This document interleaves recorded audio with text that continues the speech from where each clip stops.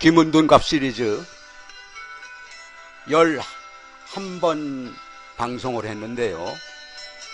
시청자분들이 어려운 낱말이 많아서 무슨 말인지 모르겠다고 댓글을 많이 달아주셨는데, 명리에서 자주 쓰이는 간명성어에 대해서 살펴보도록 하겠습니다.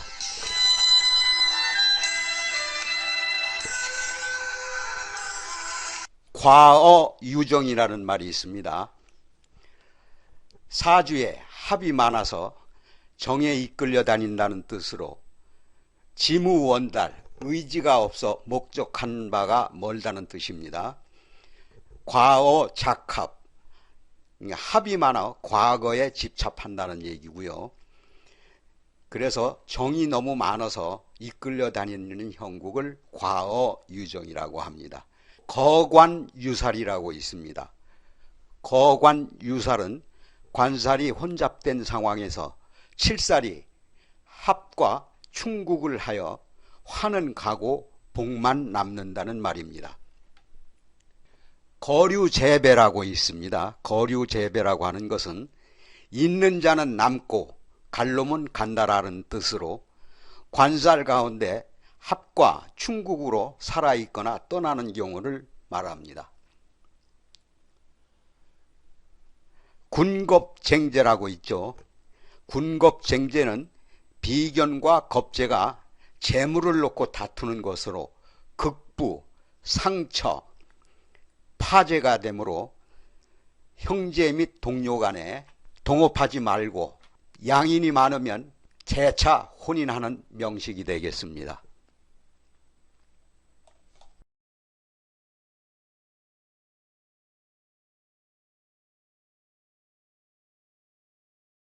등나개갑이라고 있습니다. 등나개갑은 을목이 갑목을 만나는 경우를 말합니다.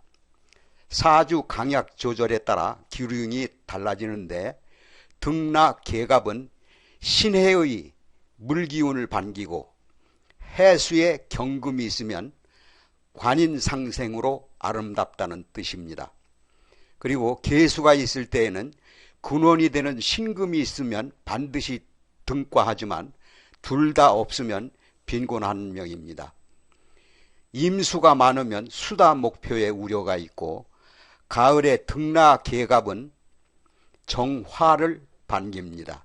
그러나 가을에 갑을목은 반드시 개수가 있어야 귀한 명이 됩니다. 록마동양이라고 있습니다. 록마동양은 자주 쓰는 말인데요.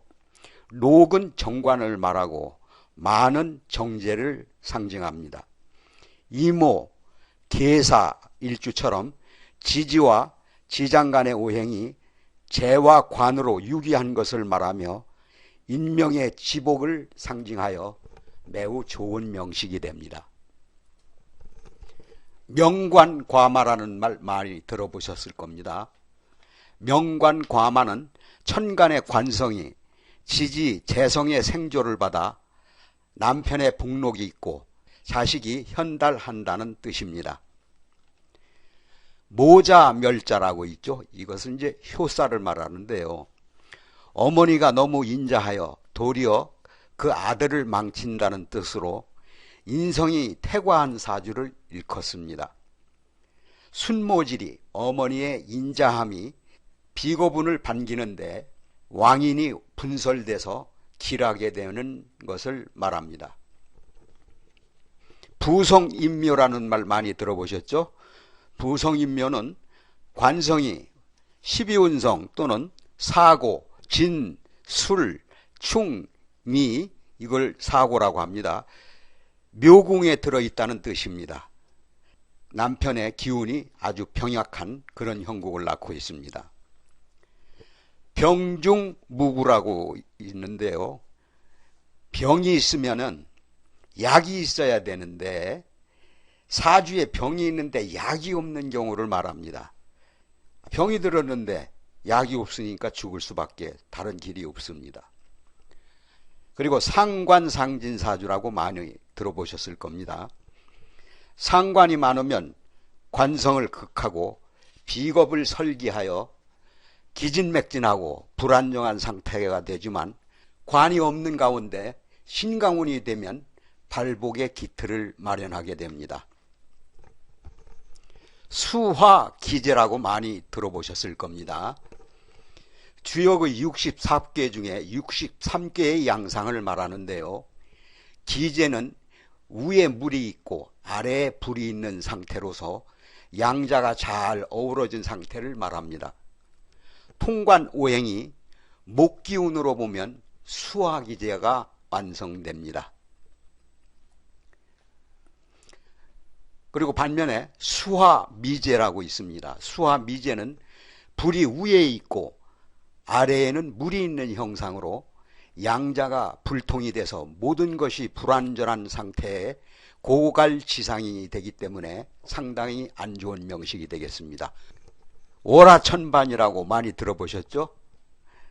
일지에 사고, 그러니까 진술, 충, 미가 놓이면 월살, 화개살, 천살, 반한살 이 가운데 하나에 해당된다는 뜻입니다. 특히 여명의 경우는 육친의 흉화를 암시하는 반면에 재신은 발복함을 뜻합니다. 그래서 월화천반을 다 갖고 있으면 과부의 명식이라고 그러죠. 재관독림이라고 있습니다. 재관독림은 일주의 지장간이 재성과 관성의 구조로 총각득자의 부정포태를 말합니다. 그러니까 혼전의 임신을 할 수 있다는 얘기입니다. 재관쌍미라는 말을 많이 들어보셨죠? 재관쌍미는 사주에 정제와 정관이 둘 다 한 곳에 임하여 아름답다는 뜻입니다. 계사일, 이모일이 있는데 재관이 동시에 임하게 되면 신왕사주가 되겠습니다.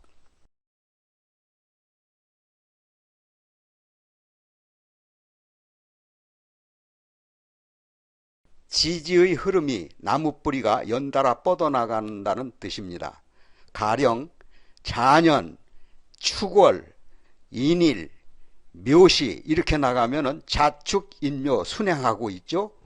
그 다음에 축년, 인월, 묘일, 진시 이렇게 나가면은 지지가 순번으로 되어 나가는 것을 말합니다. 간격을 지어서 또는 두 개씩 간격을 지어서 뻗어나가는데 이런 명식을 갖고 있으면은 생활 기반이 튼튼하여 부귀 쌍전하게 된다는 의미를 갖고 있습니다. 파묘상관이라는 말이 있습니다. 신왕한 사주에서 상관이 용신인데 인성운이 들어서 상관을 극하는 경우로서 매우 위태로운 형상을 말합니다. 탐재괴인이라는 말을 많이 들어보셨을 겁니다. 재를 탐하여 인성이 파괴된다는 뜻입니다. 인성은 생아지신이라고 그러죠. 나를 생하는 육신이고 재는 악극지신이라고 합니다. 악극지신은 나를 극하는 육신을 말합니다. 그래서 재성은 인성을 극하게 되어 있습니다. 그리고 천관지축이라고 있죠. 천방지축이 아니고 천관지축을 말합니다. 건은 하늘입니다. 건. 그 다음에 고는 땅이고요. 건은 수레를 말하고 곤 땅은 미와 신을 말합니다. 건은 서북지계의 수레 방향이고 고는 남북지계의 미신의 방향을 말합니다. 한 학씩만 성립되어도 천하의 이름을 떨치고 부귀한 명식이 됩니다. 마지막으로 천지교태에 대해서 살펴보겠습니다. 일간을 제외한 천간이 한 가지 오행이고 지지에 같은 오행이 자리하거나 국을 이룰 경우로서 격국을 제대로 이루면 큰 인물이 됩니다. 신금일생이 해시에 태어나면 천지가 교태하여 변혁의 소용돌이를 일으킨다고 해서 혁명가 뜻을 함축하고 있습니다.